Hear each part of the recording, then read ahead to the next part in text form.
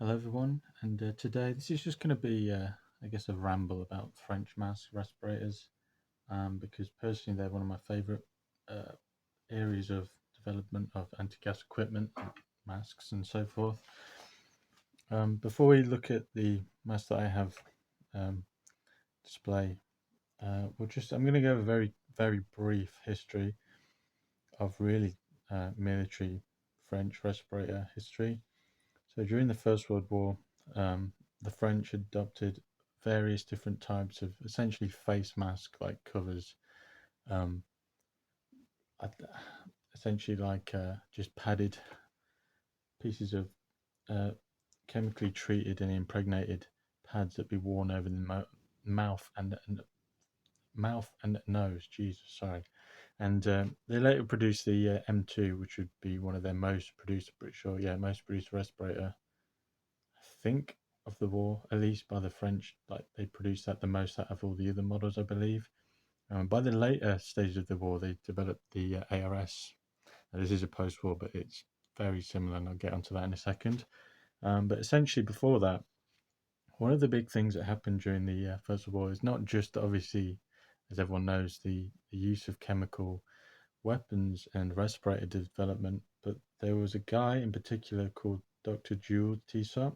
He was a French biologist, and just prior to the war, he actually was developing um, equipment for, I guess you could say, helping survivors that were trapped in mines. Obviously, mines have natural chemical gases that are toxic to people, to us humans, and can cause uh, asphyxia and essentially death.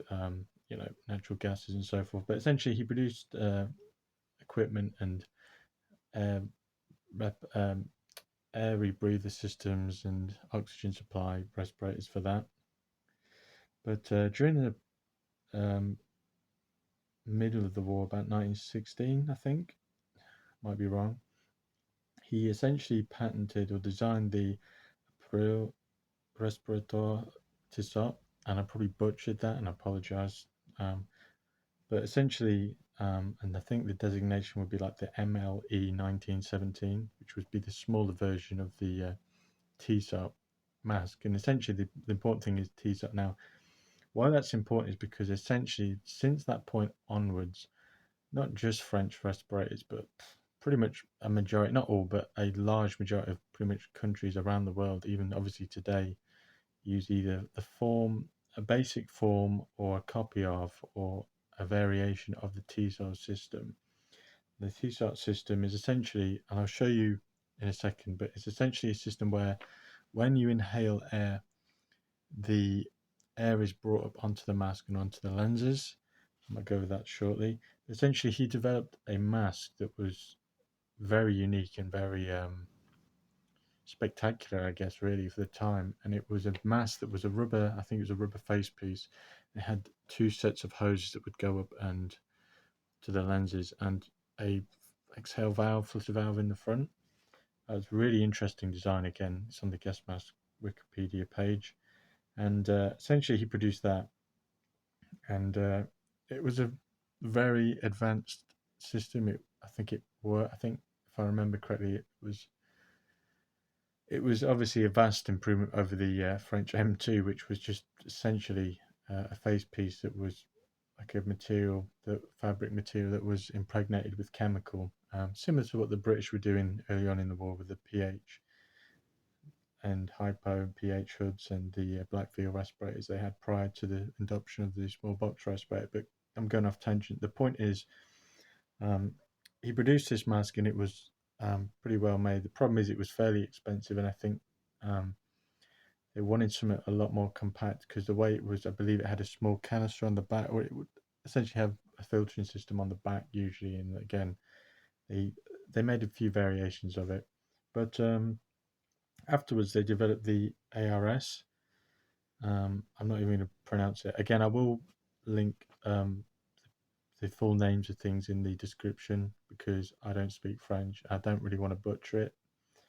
But essentially, the ARS, which is the respirators you can see in the middle here, this one here, ARS, essentially they produced that, which again was a vast improvement over the French M2. And these were only issued um, in, I don't want to say large or small, but like in considerable numbers the later stage of the war, I believe from around 1917 onwards. So again, the last couple of years of the war, they issued the ARS.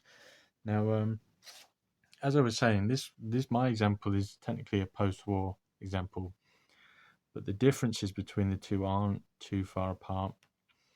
A couple of major differences: the harness. I'm gonna bring the mask closer in a minute. Harness is similar to the design you see later on by the TC38s. You can see there. They essentially they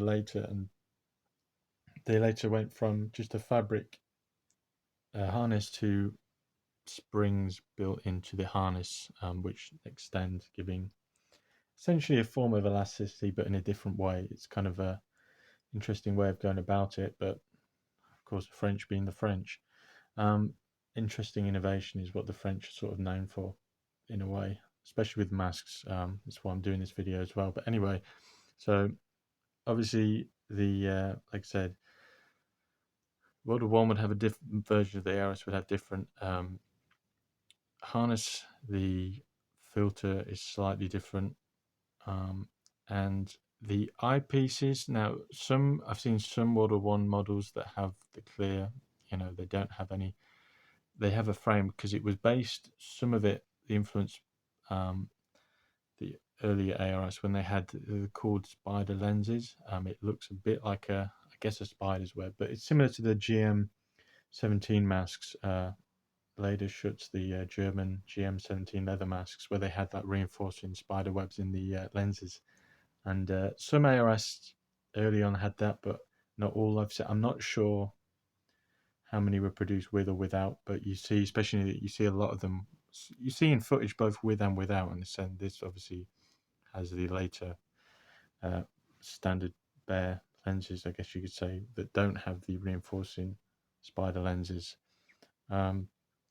Essentially, again, the mask itself was a radical design. I don't have an M2 at the minute. I hope to get a reproduction at some point, but again, it's a vast step up and massive advance from the M2 to the ARS. Like I said, it was based. I mean, some of it was based, but I mean, the Belgian M18 was the largest, or more of a copy of the GM17, more so than the ARS. So I'm not trying to hope that people aren't trying to get the assumption that I'm trying to say it's a copy, because it's not entirely. It's more, well, it's vastly different, completely different, really. The overall layout might be the same with the lenses and the filter, but the entire design is technically completely different. Different materials, different filter, different inhale, assembly and port, which is what I'm going to try and go over in a second.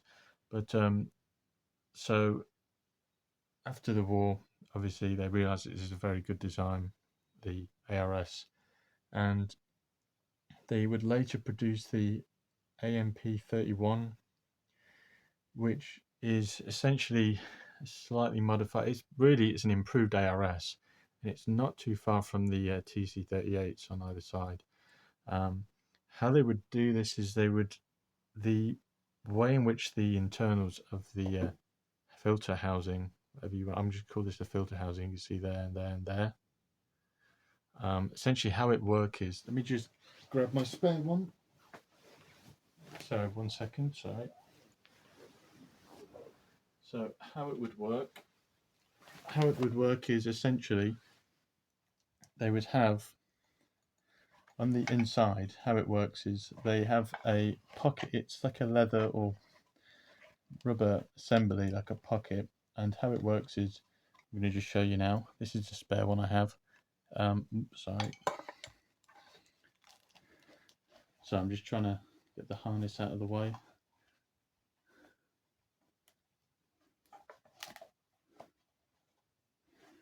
Yeah, this is just my other example of this is my other TC38 that's not in the best condition, but yeah, anyway. So as you can see, how it would work is, it's kind of hard to show you because the face piece is a bit stiff, but essentially how it would work is on the bottom of the mask, as you can see, you've got the assembly where from a side profile the air is brought up through this filter shank stem into the face piece, and then this pocket, I'm going to call it a pocket, but TSO system would deflect air onto the lenses. The exhale there is you know, exhaled out of the small hole on the bottom and out through here. That's essentially how it works. The ARS is similar, it's just it doesn't have this predominant filter stem, shank, whatever you want to call it. Now, they are, like I said, the system was it was a sound system, it worked and it was very efficient. So really, for the time it was quite an advanced mask, like I said, and it was really, the masks, thanks to the DC38s, again, either side of the ARS in the middle, were really just minor improvements. Because, like I said, the mask design was very sound. I'll take a look at them closer in a minute. I just want to go, so the sizes, they made 4 sizes for the TC38. But before I go on to that, sorry, going back onto the AMP. So the AMP T31 was the improved version of the ARS. It looked very similar to the TC38, but it's sort of in between. So essentially, it had a different, I think it had a different style of material for the lenses. I think they changed the material slightly. I can't remember. They did change it in a slight way, and I apologise. Essentially, it was a military version of the TC38, essentially, and it'd be issued usually with a hose that would go onto a filter, and into a haversack. Unfortunately, I don't have one. Otherwise, I would display it. But then we get onto the TC38s, which you can see either side here and here. And I'll just go into the sizes because I've got them written down. This, you can see there, it says TO. You can just about see there, it says TO.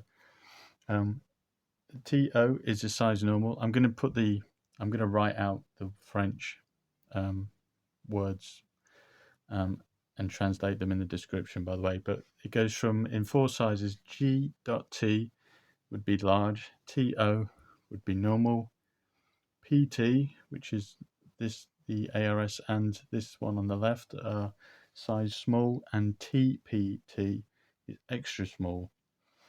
So that's just for those wondering. We'll look at the markings in a second.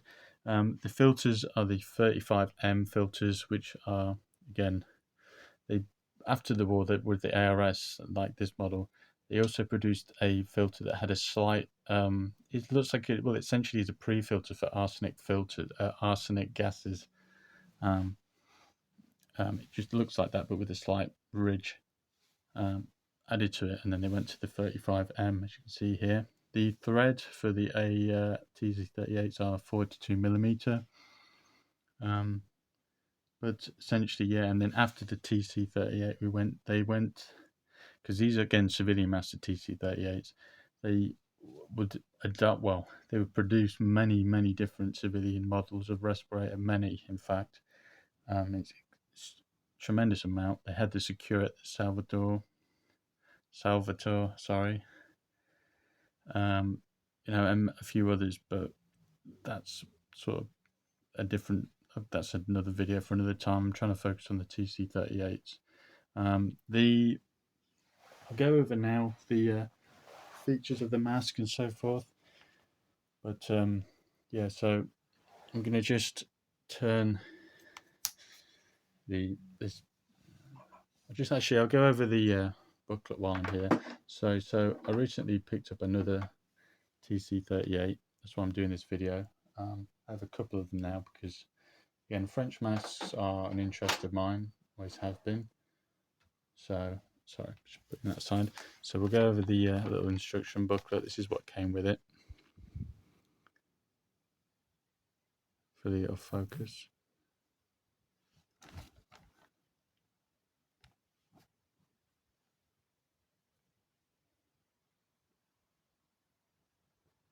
Don't know if this is going to focus properly.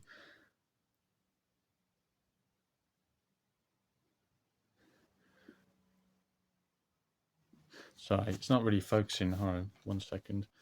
So there we go. There's a booklet. On the inside, it's like a 3-page thing. It just folds out. Respirators.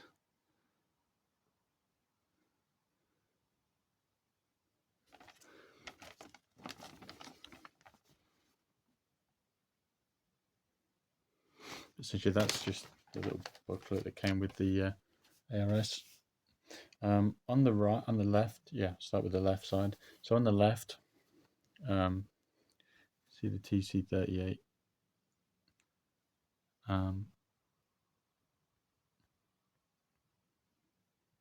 Sorry, I'm just focusing. The camera's a bit strange. Yeah, so on the left, we'll start on the left. So I'll go over the accessories. So for a start, we have this. So these are spare eyepieces, which I haven't really seen a good example like this, but you can see they're perfectly clear. They're not discolored in any way. I believe they're spare outsert lenses themselves. There's not really any dating on them. Just came in this brown envelope. That's literally it. That's all it is. And then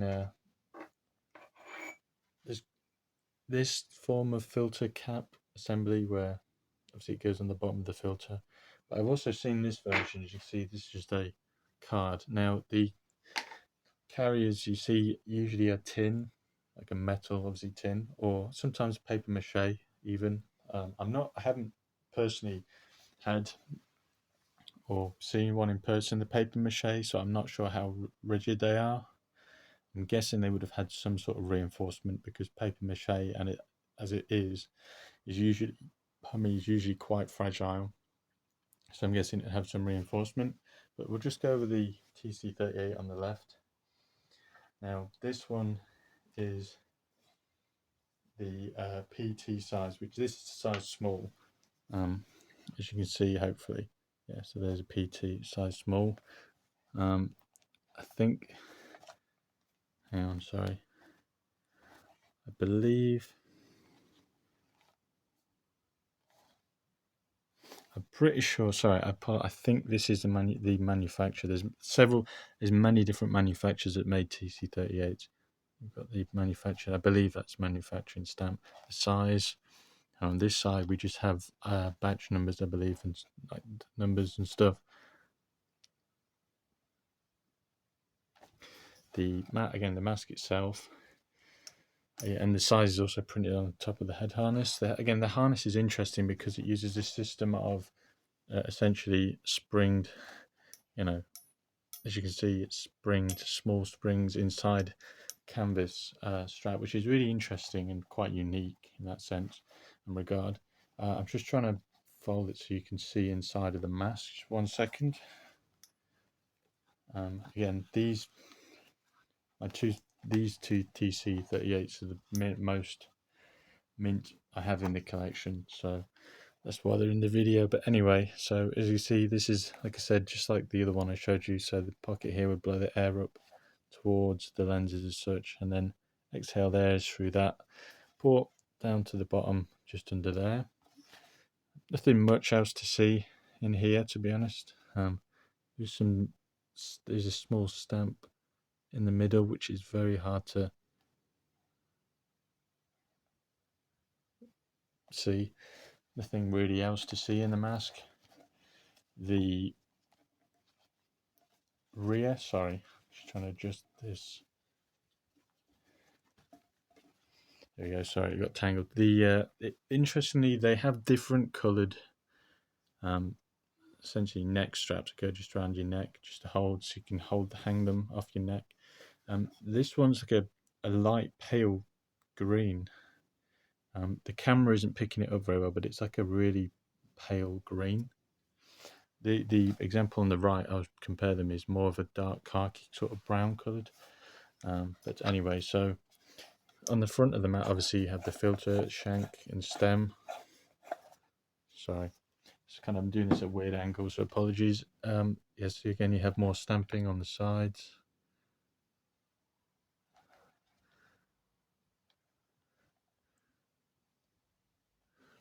So I'm just going to do this. Sorry, because the camera keeps unfocusing. I apologize.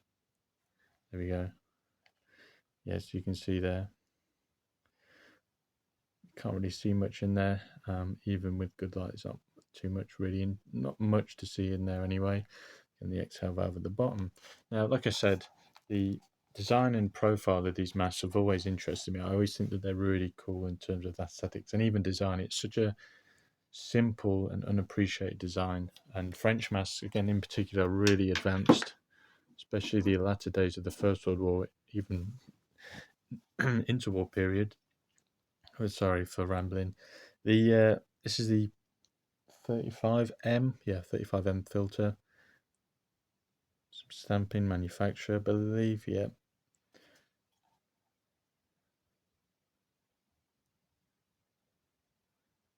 So I'm just like really crooked angle. It's hurting my arm.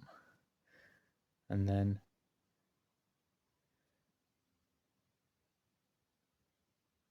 there we go. Some more stamps.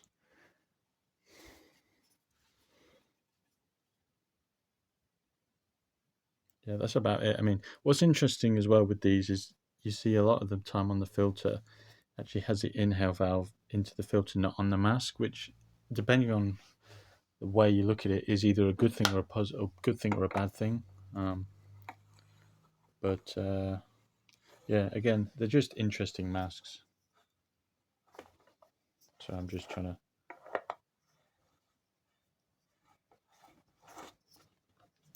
get the filter back on. So yeah, that's the size small TC38. I'll just go over. This is the nicest example tin. Again, this one's in like a green, like a dark, weird, pale olive green. The one on the right is in a blue. I'm not entirely sure if they're deliberately color coded for sizing or it's just manufacturers. It might just be manufacturing.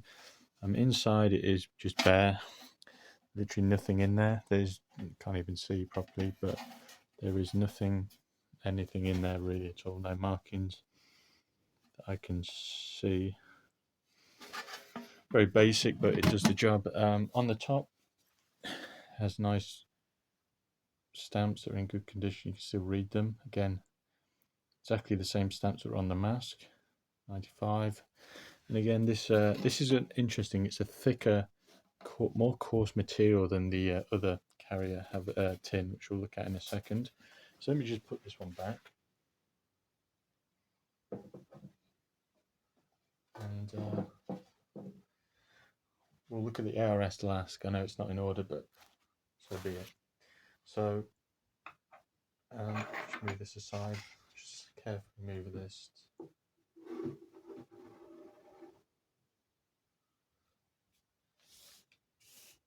So with the one on the right, this is the larger version. This is the TO, which is the normal size, but it's larger than the small, obviously. So as you can see, I've just left this on the mannequin, so it's a lot easier to see. But you can see the profile is, again, the interesting profile, the way it sort of hangs. Now, it is an improvement in terms of the profile, because when I show you the ARS, I'm not going to put it on the harness because it's way too stiff. But the profile of the ARS is far, the angle in which the ARS, the filter assembly sticks out is a lot more noticeable, obviously, because of the new angle of the new hose shank, filter shank input. Again, as I just mentioned, the mask pretty much identical, other than the side stamp, the TO, which you can hopefully just about see. I'll just bring it a bit closer, actually. So there we go. Just about see it. Again, nothing much else. Some markings on the filter. The markings. Again, it has this strap that just hooks around the side to additional support. Again, as you can see, this is the see, it's more of a khaki, dark light khaki color, which is interesting. Again, sizing on the strap as well, and also on the top of the head harness. Yeah, it's well,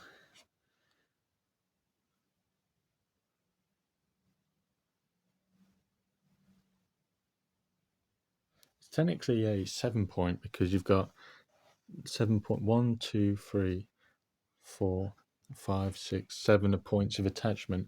Though the seventh strap, which is this strap, it is just one that clips on. So think of that what you will. Anyway, the again, what I like is again just the aesthetic of these masks. I just think that they're interesting. Again, this is more of a ramble video, but I've given some information about them. Yeah, they're just really interesting masks, in my opinion. And yeah. So lastly, I'm just going to quickly look at the ARS. I think I've already done a video on this, but I'll just go a little bit over it, a bit more detail. But again, as you can see, you can see straight away where the overall design would have originated from. This is PTs. This is a small size as well. Got some. It's kind of hard to see, but there's a stamp there, and on the other side, there isn't really anything present. There's like I think that's a 1 or an L. That's essentially it. The only, again, the inside is exactly the same. It's going to be a bit harder to show you because this is far stiffer than the other masks, but if we have a look, it's exactly the same, essentially, really. Very minor differences, but it works pretty much the same. And inside, I'll just show you the filter. There's some markings on the top of the filter, which isn't present when on. So here you go.